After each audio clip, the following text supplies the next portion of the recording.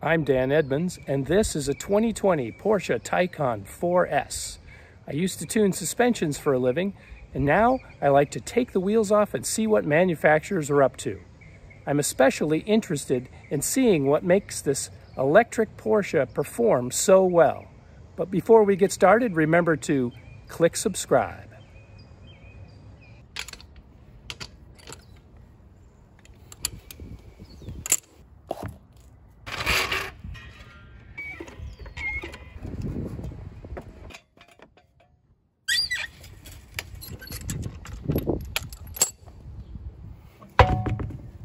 Even though it's shorter and lower and wider, the Taycan is heavily based on the Panamera, at least as far as some of the suspension components go. Now, the subframes are broader because of the electric motors that they house, but the suspension bits that bolt to them are Panamera-based. There's a few changes, but not in every case. Some of these pieces are the same pieces and others are just revised a little bit. Anyway, that's no bad thing because the Panamera can really handle, and so can this. I've driven a turbo, I've driven this 4S. It's amazing. So this works. That's a double wishbone suspension. I can see the other one, you can't yet.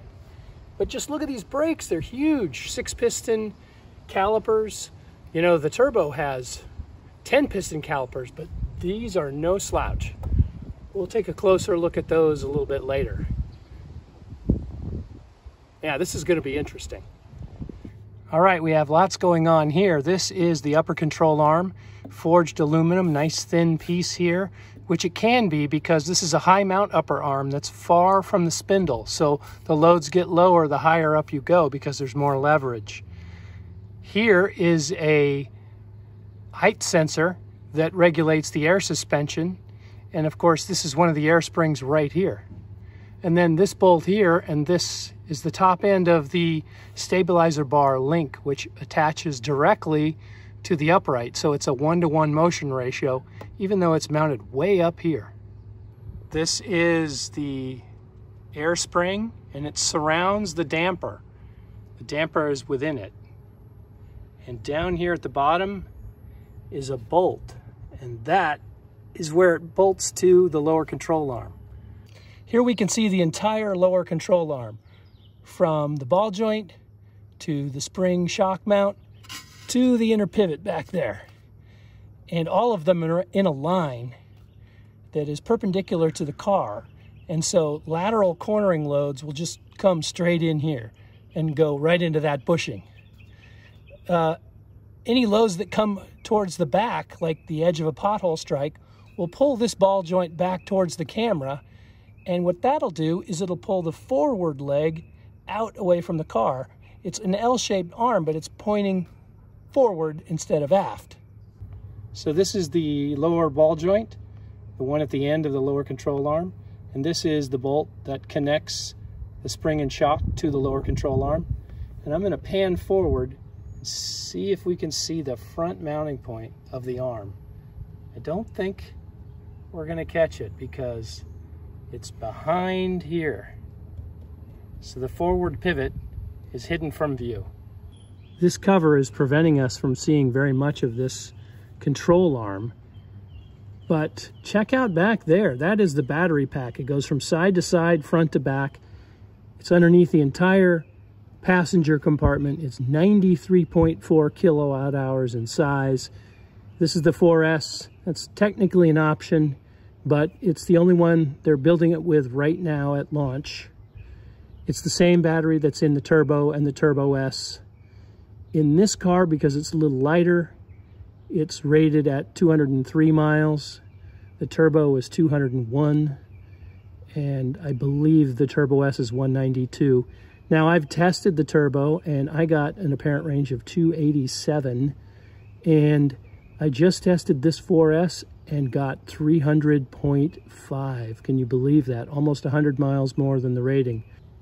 This duct brings in cool air to the brakes. This diverts it to the brakes, but you can see they don't line up. And that's simply because the car is on jack stands right now and the suspension is hanging. when it's on the ground, these will overlap more and the air will go straight towards the rotor and the caliper. I've turned the wheel the other way, and now you can see the steering, which is mounted behind the rear axle. And they've done that because, well, the front motor is a coaxial motor, and it's pretty wide, and there's just no room to get it over the top of the drive shaft and over to the front. And Porsche is pretty comfortable with rear-mounted steering. They use it on a lot of their vehicles. Here's the stabilizer bar, and you can see the mounting within the lower subframe, the bushing there off to the right, and the black bar curving over the steering gear. And then it connects to this long forged link, which goes all the way to the top and connects up here near the upper ball joint.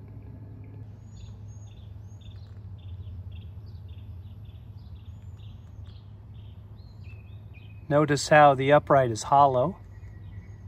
We didn't see that from the other side.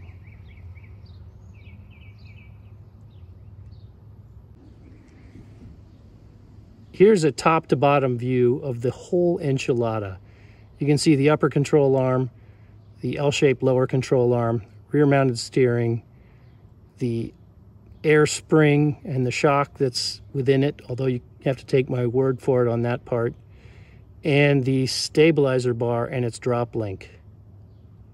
The only thing we can't see here is the brake. There's a little hint of Brembo red at the bottom left, but that's it.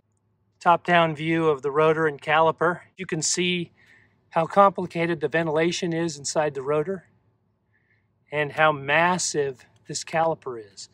And if you ever had to take the caliper off to change rotors, this is one of the two bolts that you would undo to do that. And actually, because this is a closed window with a fixed bridge, those are caliper terms, you have to take the caliper off to change the pads. But because this is an electric car, like 95% of your braking is going to be magnetic within the electric motors. So these brakes are going to last a long time. I'm going to measure both tires because they're different sizes on this car. This is the front.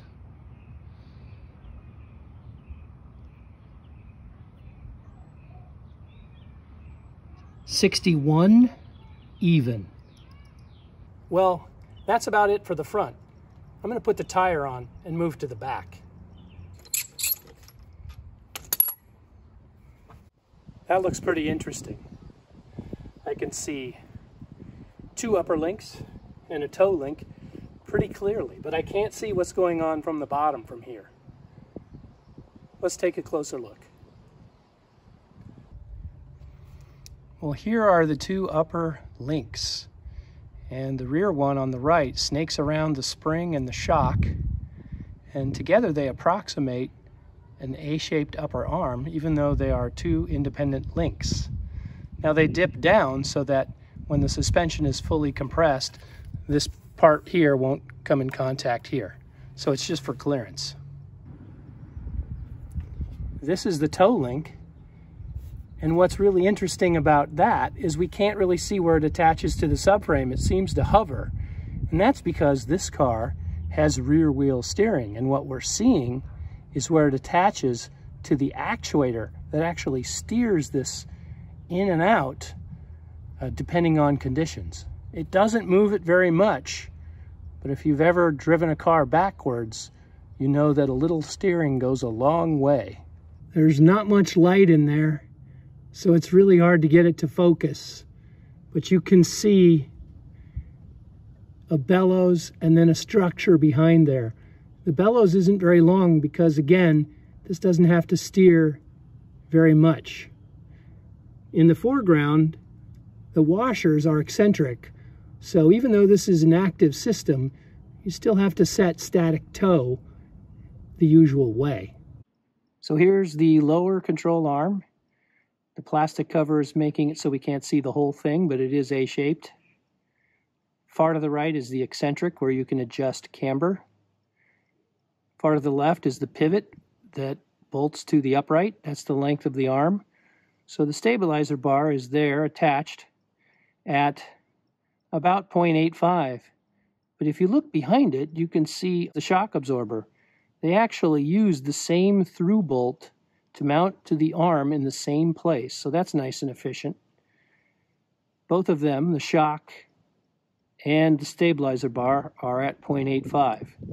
Inboard, we have the air spring, and you can just see it there between the bolt and the plastic snap. It's a bulged out area. That is at about 0.6, so that is the ratio that applies to the air spring. There's all kinds of plastic back here preventing us from seeing the lower arm, but here is more of it. This is the forward leg that we couldn't see from the other side, and it pivots in there.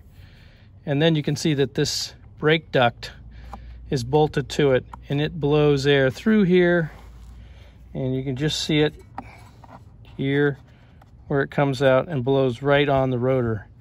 So that's just trying to scavenge a little air from under the car and direct it to where it's needed. Here is the lower arm, and just in there you can see it get fat and turn a corner, and that's the pivot that we haven't been able to see yet. All of this aluminum offsets the weight of the wheels and tires, but also is just good practice to have low unsprung mass.